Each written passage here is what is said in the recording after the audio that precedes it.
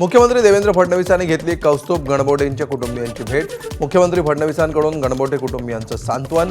पहलगाम हल्ल्यामध्ये कौस्तुभ गणबोटेंचा झाला होता मृत्यू। मुख्यमंत्री देवेंद्र फडणवीसांनी घेतली संतोष जगदाळेंच्या कुटुंबियांची सांत्वनपर भेट। पहलगाममधील दहशतवादी हल्ल्यामध्ये जगदाळेंचा झाला होता मृत्यू। महाराष्ट्रातील काश्मीरी विद्यार्थ्यांनी घेतली उपमुख्यमंत्री एकनाथ शिंदेंची भेट।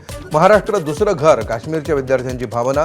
विद्यार्थ्यांची काश्मीरच्या उपमुख्यमंत्र्यांसोबत चर्चा। काश्मीरमध्ये अडकलेले 31 प्रवासी अकोल्यामध्ये सुखरूप परतले।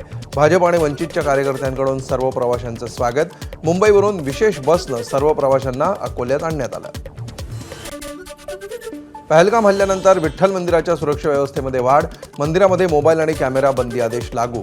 येणाऱ्या प्रत्येक भाविकासोबत असलेलं सामानही बॅग स्कॅनरमधून तपासलं जात आहे। पहलगाम हल्ल्याच्या जबाबदारीवरून टीआरएफ दहशतवादी संघटनेचं घुमजाव। आधी जबाबदारी स्वीकारणाऱ्या टीआरएफनं आता जबाबदारी नाकारली। त्यासंबंधीचं पत्रकही केलं जारी। लेफ्टनंट जनरल मनोज कुमार यांची भारतीय लष्कराच्या खडक कोअरला भेट। खडक कोअरचे जवान अत्यंत आक्रमक आणि चपळाईसाठी ओळखले जातात।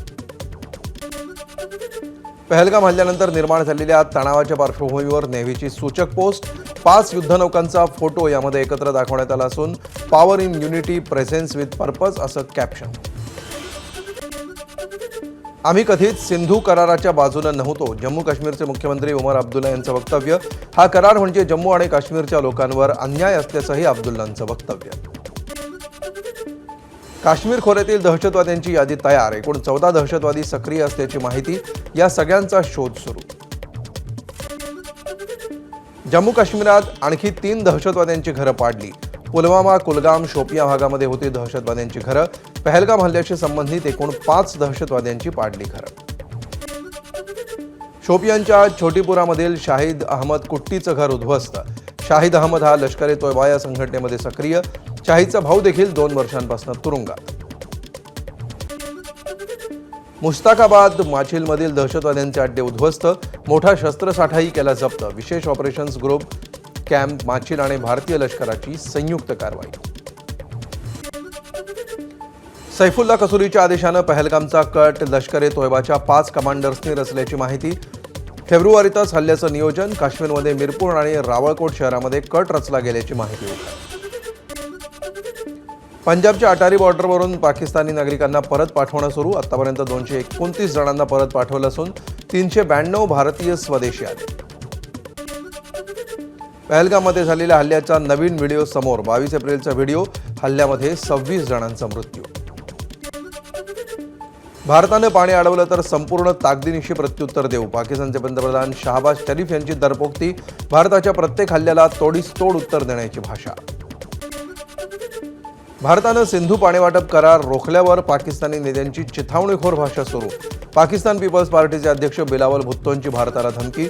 सिंधू नदीमध्ये पाणी वाहेल नाही तर भारतीयांचं रक्त असेल, भुत्तोंची धमकी। पाकिस्तानी उच्चायुक्तालयातील लष्करी सल्लागार 30 एप्रिलला भारत सोडणार। भारतानं केलेल्या राजनैतिक कोंडीमध्ये सल्लागारांना देश सोडण्याचे आदेश। भारतानं इस्लामाबादमधील आपले लष्करी सल्लागार माघारी बोलावले। पाकिस्तानकडून शस्त्रसंधी कराराचं उल्लंघन। रात्रभर पाकिस्तानकडून सीमेवर गोळीबार। गेल्या 24 तासात पाकिस्तानकडून 2 वेळा सीमेवर गोळीबार।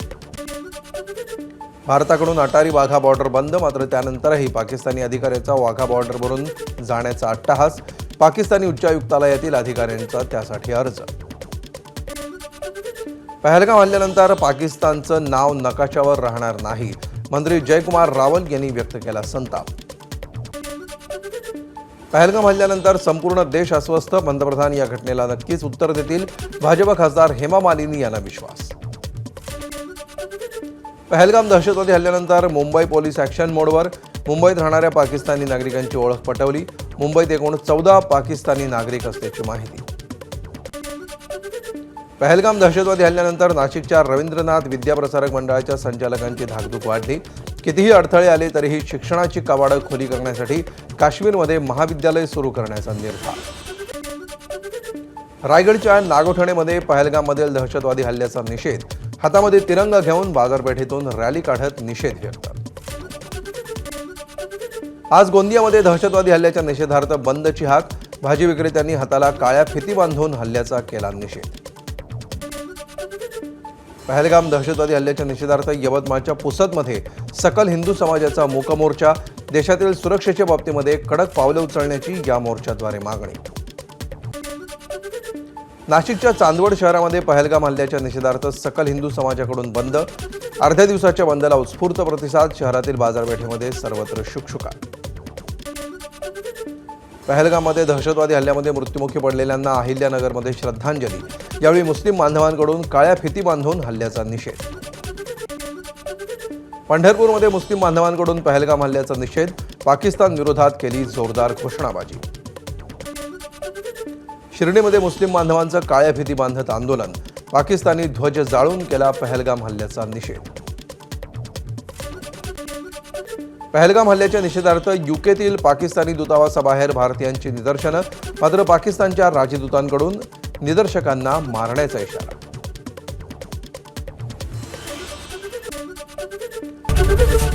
एबीपी माझा, उघडा डोळे बघा नीट.